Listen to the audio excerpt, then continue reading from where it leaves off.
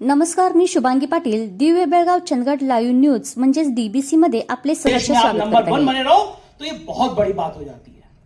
तो फिर आपके दोस्त ही आपके पीछे होंगे, आपके भी ऐसे ही होगा. तो मुझे 3 इडियट पिक्चर का डायलॉग याद आता है कि जब दोस्त फेल हो जाए तो बुरा लगता है, लेकिन दोस्त टॉप कर ले तो और बुरा लगता है. तो मेरी सलाह है आप लोगों से कि जब आप पे भी जैसे कोई सवाल उठाने लगे, आपने वीडियो बनाया, लोग सवाल उठाने लगे ये तो एक्स का बनाया, वाई से मिल गया, वाई का बनाया, जेड से मिल गया, जवाब मत दीजिए. कभी कभी अपने को संकुचित मत करिए. याद रखिए, जिस समय आप पे हमले हो रहे हो, जिस समय आपके अपने हमले हो रहे हो, इसका मतलब साफ है कि आप बहुत सही राह पर चल रहे हैं. इसका मतलब है कि लोग आपसे परेशान हैं. आप भरोसा रखिए, अपने दर्शकों का विश्वास टूटने मत दीजिए और कुछ मत कहिए. आप जो काम करेंगे वो सब दिखता है. YouTube में आप जो वीडियो बोलेंगे सब दिखता है. हमारे कई मुद्दों पे वैचारिक मतभेद होती है. मैं इसी पर्दे में आपको बताना चला हूं कि जब उत्तर प्रदेश में 2022 में चुनाव हो रहा था, मैं डिबेट करता था शाम को 6 बजे. जो मेन स्ट्रीम मीडिया के चैनल होते थे उनके व्यू आते थे 8,000 10,000. और एक दिन मैंने डिबेट खत्म करी तो मेरे चैनल के व्यू थे 6 लाख.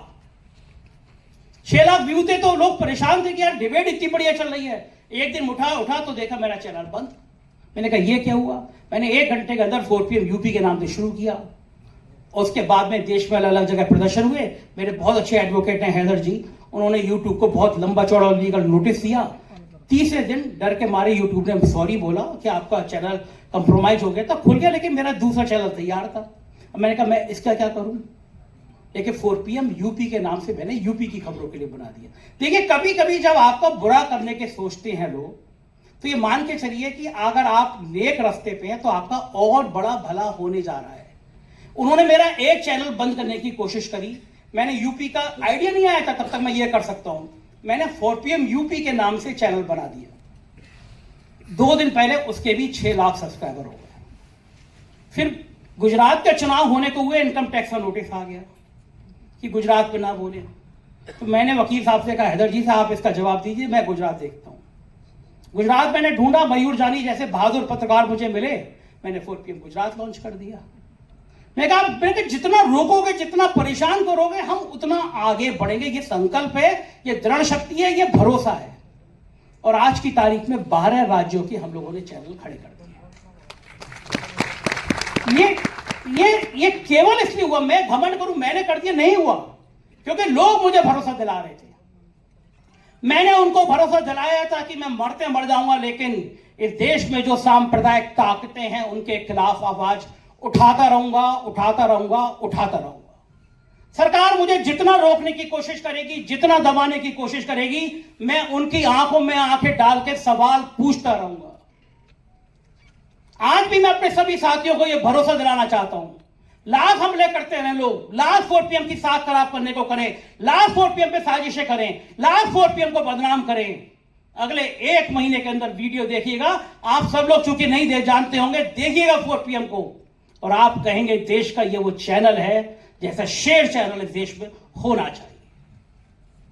आप अपनी लाइन पे काम करते रहिए, मत देखिए कोई आपके लिए क्या बोल रहा है. आप अपने मन में मजबूत रहिए. आप इस मन में मजबूत रहिए कि अगर कोई सत्ता इस देश में गलत कर रही है तो हम उस पर सवाल उठाएंगे. अगर इस देश में कोई हिंदू मुसलमान की ताकतों को तोड़ने की कोशिश कर रहा है तो हम उस पर सवाल उठाएंगे. इस देश के आम आदमी को, किसान को, गरीब को, बेरोजगार को कोई परेशान करने की कोशिश कर रहा है तो हम उसके साथ खड़े होंगे. एक बात और बताऊं, मैं आप लोगों को ज्यादा समय तो नहीं ले रहा ना, एक बात और बता रहा हूं. देश के गृह मंत्री ने कहा कि पत्रकार को एक्टिविस्ट नहीं होना चाहिए. मैंने उस दिन वीडियो बनाया, मैंने कहा कि पत्रकार को 100% एक्टिविस्ट होना चाहिए. अपने आसपास क्या घट रहा है उसे जरूर देखना चाहिए, गलत चीज का विरोध जरूर करना चाहिए. उत्तर प्रदेश में अखिलेश यादव जी की सरकार थी, एक राजीव कुमार प्रमुख सचिव नियुक्ति हुए.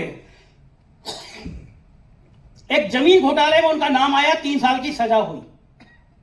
उनको 1 महीने की छुट्टी भेजा गया, दोबारा उनको उसी जगह फिर तैनात कर दिया गया. मैंने जनहित याचिका दायर कर दी हाई कोर्ट में. अखिलेश यादव जी की सरकार थी और मैंने कहा कि जब आम आदमी को 2 साल चुनाव लड़ने के लिए रोक दिया जाता है, सरकार नहीं अलाउ करती है, इसमें सजा हो, तो किसी आईएएस को 3 साल की सजा के बाद नौकरी कैसे करने दी जा सकती है?